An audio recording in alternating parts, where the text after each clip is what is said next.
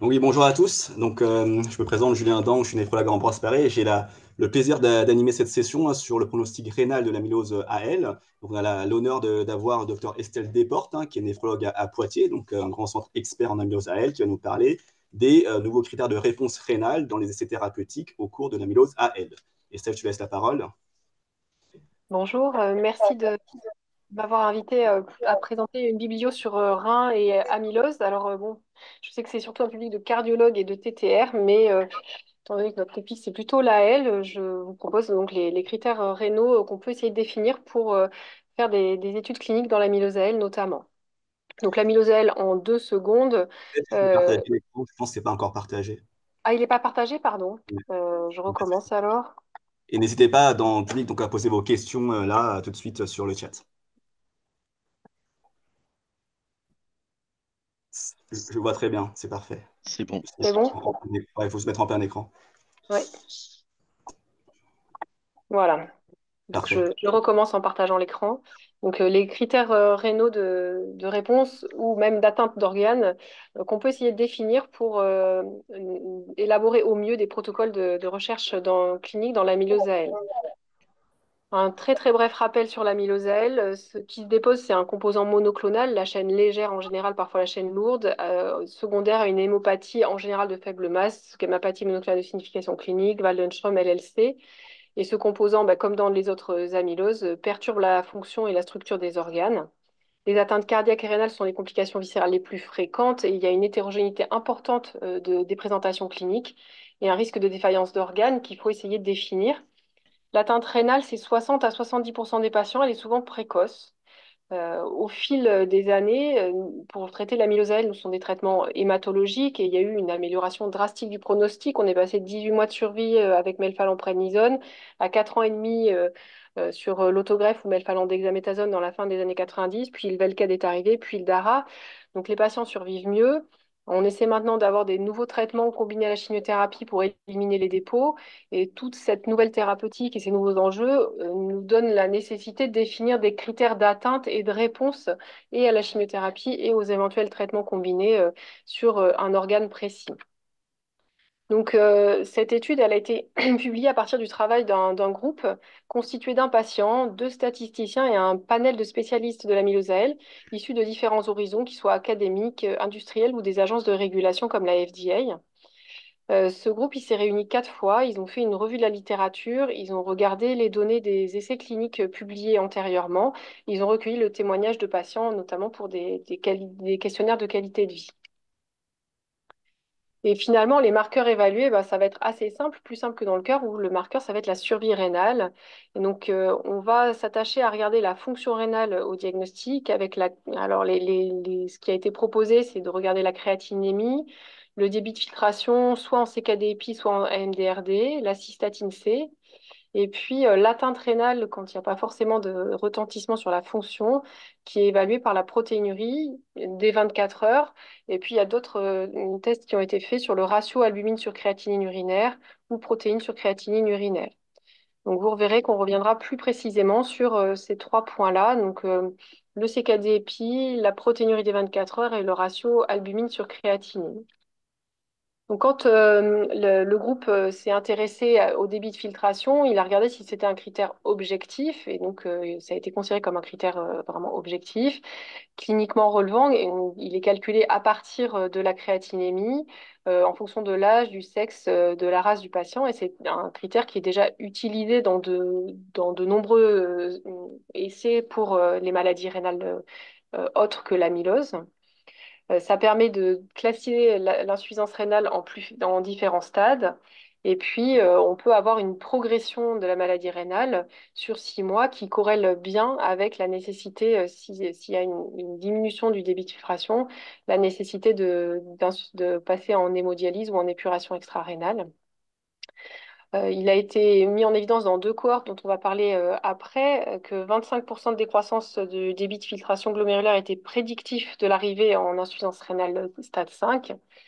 Les limites de cette clairance de la créatinine, ce sont les limites déjà connues parce que c'est pas, la créatinine n'est pas un marqueur idéal et toutes les formules sont basées sur le taux de créatinine, notamment chez les patients obèses ou sarcopéniques.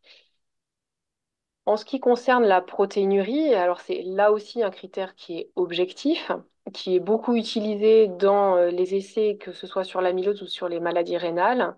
Et donc, Palladini avait commencé à décrire une protéinurie à plus de 5 grammes par jour comme un facteur de risque. Puis Castritis a défini un autre ratio protéines sur créatinine, enfin protéinurie sur IGFR avec un ratio supérieur à 30 comme un facteur de risque et supérieur à 100 comme un haut facteur de risque de progression vers l'insuffisance rénale. Et récemment, Vacherin, lui, a mis en évidence un ratio albumine sur créatinine urinaire qui est supérieur à 3600 mg par gramme, qui serait équivalent à la protéinurie de plus de 5 grammes par jour décrite par Palladini.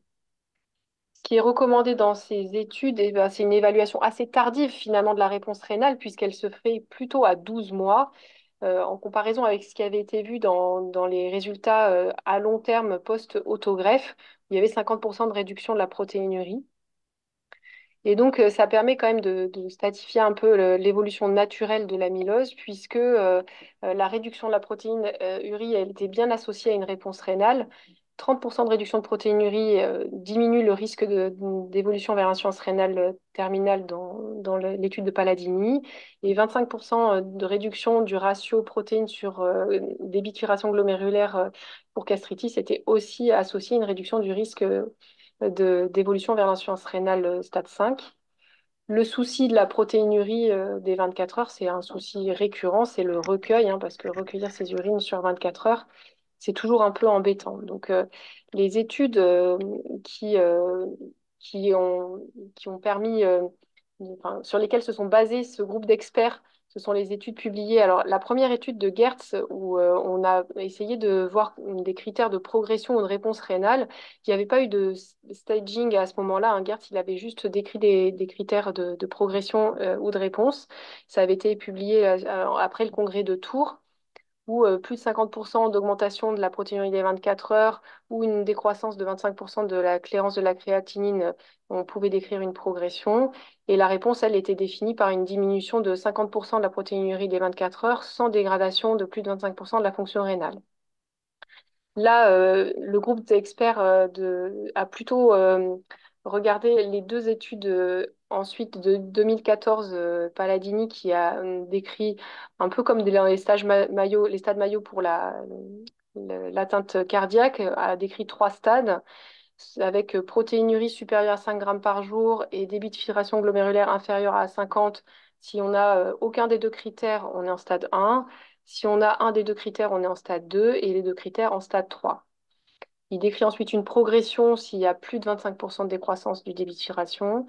Et la réponse rénale, elle est observée quand on a une décroissance de plus de 30% de la protéinurie des 24 heures, sans progression de la maladie rénale, ou alors que la protéinurie passe en dessous de 0,5 g par jour. Et les critères les plus récents publiés sont les critères de gastritis. Donc, le ratio protéinurie de 24 heures sur débit de filtration glomérulaire qui est soit inférieur à 30, et là c'est le stade 1, entre 30 et 99 le stade 2, et à plus de 100, on est dans le stade 3. Donc là aussi, d'avoir fait un grade initial, on peut aussi déterminer une progression rénale. Donc quand il y a une augmentation de plus de 25% du ratio protéinurie des 24 heures sur débit de filtration, ou alors qu'il passe à plus de 100. Ou la réponse rénale à l'inverse, c'est quand il y a une diminution de plus de 25% de ce ratio, ou que le ratio initial qui était à plus de 100 passe à moins de 100. Et donc, les experts là, du groupe ont, donc ça c'est l'étude de Palladini, où on voit bien que les trois groupes sont bien stadés facilement et que quand on est en stade 1, on a peu de risque d'évoluer vers l'insuffisance rénale, en stade 2 un peu plus et en stade 3 c'est beaucoup plus important. Ici, c'est la publication de Gastritis, où là aussi, c'est gradé. L'insuffisance rénale, enfin, l'atteinte rénale stade 1 évolue peu vers l'insuffisance rénale stade 5. En stade 2, un peu plus, et en stade 3, encore beaucoup plus, où il y a aussi une bonne corrélation entre le stade et l'évolutivité. De même, la protéinurie des 24 heures, donc si enfin, le ratio protéines sur créatinine urinaire inférieur à 30, il n'y a quasiment pas d'évolution vers insuffisance rénale stade 5. Et puis, on stade en trois groupes. L'étude de Visram, là, qui voulait essayer de définir un critère sans passer par la protéinurie des 24 heures, qui est toujours un peu compliqué, donc à comparer le ratio albumine sur créatinine urinaire à la protéinurie des 24 heures pour stader l'atteinte rénale. Et vous voyez que les deux courbes sont très comparables. Donc, au vu de ces trois études, finalement, les marqueurs retenus par les experts de l'étude, ça va être le débit de filtration glomérulaire. Alors, plutôt en CKD-EPI, même si dans les études qui ont été citées, on ne sait pas toujours ce qui a été utilisé, notamment Palladini, on ne sait pas quelle formule de clairance de créatinine a été utilisée. Gastritis, il a utilisé le MDRD. Il semble quand même que le CKD-EPI serait un petit peu mieux parce que ça permet d'être un peu plus, de mieux évaluer pour les patients qui ont plus de 70 ans. C'est une formule qui est déjà largement utilisée en néphrologie et c'est utilisé dans d'autres cohortes d'amylose AL. La cystatine C, finalement, on trouve peu d'utilisation et le problème, c'est que l'accessibilité en routine est moindre et l'accessibilité à la créatinine et à sa clairance est tellement facile que ça va probablement pas être une évolutivité de choix. En ce qui concerne la protéinurie, ce qui est proposé, c'est de retenir une atteinte rénale quand la protéinurie elle est à plus de 1 gramme par jour et surtout une évaluabilité, c'est-à-dire que pour pouvoir évaluer la réponse rénale, il faut qu'au diagnostic, elle soit à plus de 1 gramme par jour. La protéinurie des 24 heures reste le gold standard hein, et c'est sur cette protéinurie qu'ont été développés la plupart des critères de réponse. Deux études récentes montrent que le ratio albumine sur créatinine peut être utilisé pour le pronostic et la réponse, notamment l'étude de Visram, en sachant que le ratio protéines sur créatinine urinaire qu'on utilise aussi largement en néphrologie semble un peu moins bon, avec notamment des variabilités dans la journée, avec un ratio protéines sur créatinine urinaire qui peut être assez faible le soir, le matin, et qui va être beaucoup plus important le soir. Donc c'est probablement pas ce qu'il faut retenir. Ce que proposent les experts, c'est quand même si la protéinurie, enfin, le ratio albumine sur créatinine urinaire ou le ratio protéine sur créatinine urinaire est assez faible, de faire au moins au diagnostic ou à l'entrée dans un protocole une vraie protéinurie des 24 heures pour avoir une bonne quantification. L'évaluation de la réponse au traitement sur la protéinurie, elle est proposée par contre seulement à 12 mois, donc assez tardivement. Ils ont, au cours de leur étude, ils ont aussi, j'ai oublié de vous en parler, comparé les modèles de Palladini et Gastritis sur leur cohorte de patients à eux, une cohorte de la Mayo de Désolé, 400 par je te coupe 2 secondes, il te reste une 30 secondes. D'accord, Désolé. bon, j'ai quasiment fini. Ils ont essayé enfin, de voir si les modèles de Palladini et Gastritis étaient efficaces sur leur cohorte de la Mayo. En pratique, à 3 mois, ça marche pas. Par contre, le stade initial donc qu'on voit ici, Palladini et Gastritis ici, et la réponse à M6, elles sont efficaces dans la cohorte américaine. Et ce qu'ils ont vu qui est assez surprenant, c'est que les deux modèles surestiment le risque d'insuffisance rénale chronique stade 5, mais avec a priori un peu plus d'évolution vers l'insuffisance rénale stade 5 en Europe qu'aux États-Unis, enfin en Amérique, et c'est pas bien compris pourquoi. Donc en conclusion, les recommandations pour le screening et les critères de réponse rénale, il faut faire un débit de filtration glomérulaire, plutôt en CKD-EPI, même si gastritis c'était en MDRD. La protéinurie, elle reflète bien les lésions glomérulaires. La protéinurie des 24 heures reste le gold standard à maintenir au diagnostic et à l'entrée. Et plutôt albumine sur créatinine urinaire si on doit faire quelque chose que protéines sur créatinine urinaire. L'avenir, c'est peut-être des nouveaux biomarqueurs comme le GDF15, là, le gross factor de differentiation factor, pardon, qui avait été utilisé d'abord dans les marqueurs cardiaques. Et on voit que si ce GDF est supérieur à 4000 dans la cohorte d'Athènes, il y a un risque évolutif vers la dialyse qui est important. Et pareil dans la cohorte de Pavie. Le problème, c'est l'accessibilité de ce marqueur qui limite pour l'instant pour l'accès par routine clinique et en routine dans les essais cliniques. Et enfin, peut-être l'imagerie avec du PET scanner qui permet et de regarder un peu les dépôts, la diffusion et l'intensité et la quantification des dépôts avec le peptide 5+14 qui a été proposé là par Martin et Hall dans Pharmaceutical 2023. C'est bon pour le temps? J'en ai fini. Tout juste. Merci beaucoup, c'était très clair, Estelle. J'avais beaucoup de questions, mais comme il ne reste pas beaucoup de temps, je vais laisser la priorité au public. Donc, on a une question pour toi de Jean-Michel qui disait qu'en gros, est-ce que chez les patients sarcopéniques, tu recommanderais de faire un DFG à la cystatine malgré tout? Sachant que quand même la cystatine dans les clones plasmocytaires, c'est quand même pas trop recommandé. Je vous laisse la parole. Non, c'est pas très recommandé dans les clones plasmocytaires. C'est pas très, enfin, probablement pas non en cystatine. Après, peut-être qu'il faut essayer de pouler les différents méthodes. L'idéal, ce serait de faire une clairance mesurée sur les urines de 24 heures.